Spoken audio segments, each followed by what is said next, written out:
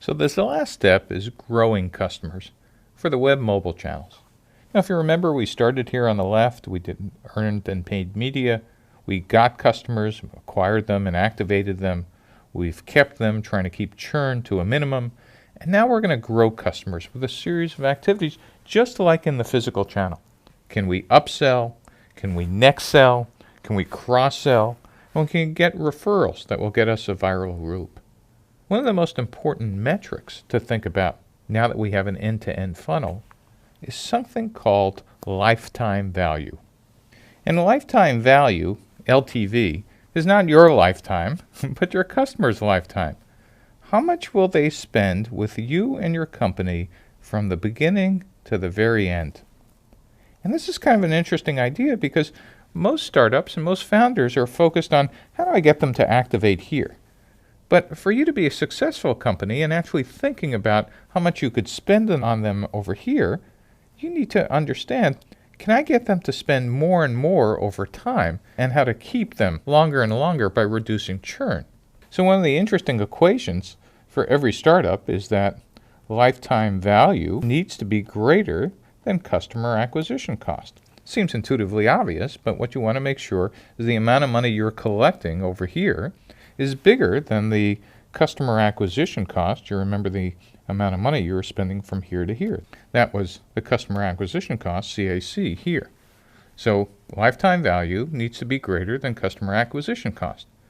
And as you get more familiar with your company and start talking to investors, the real interesting thing is, what is this ratio? For example, in SaaS software, some investors think that number should be 3 to 1. In telecom, it might be something else. But the key idea is you are now not just focused on the initial purchase, but you're focused on the lifetime value. If you have the world's most perfect business model, investors would love to see this number much bigger than this number. And so what you want to look for is a well-balanced model that takes into account how much you need to acquire customers, but how much ultimately you will extract from them over the lifetime. What's the lifetime? That really is up to you and your investors and how many years you calculate lifetime value.